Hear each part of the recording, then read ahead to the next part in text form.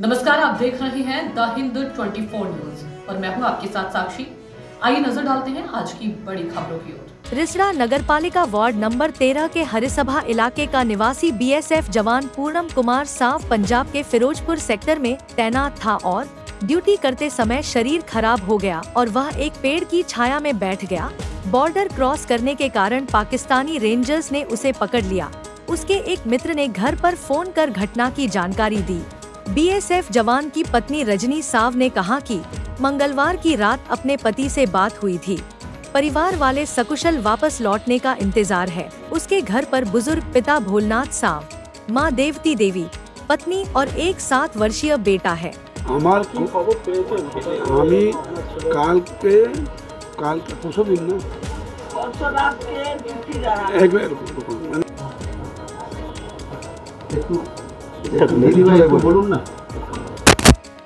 বলবেন কখন খবর পেলেন, কি জানতে পারলেন? কালকে খবর পেয়েছি।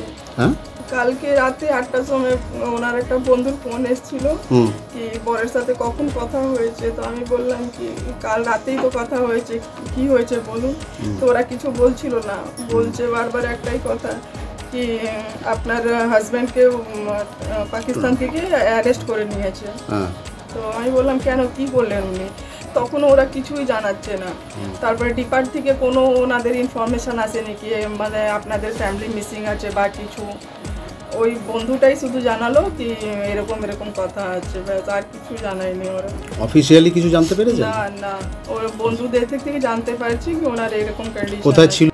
বলছি কি পরশু দিনে ওর বউর সঙ্গে কথা হলো, তারপরে কথা হয়নি। সকালে আমাদের সকালে ওর ঘটনা হয়েছে 6টার সময় ওকে তুলে পাকিস্তানের ফোর্স তুলে নিয়ে গেছে। তারপরে আমাদের ওদের ইউনিটে একজন ফোন করেছে, তার নাম জানি না। ওই ফোন করেছে কি পাকিস্তান যা আছে ফোর্স ওকে पूनम कुमार साहब को তুলে নিয়েছে।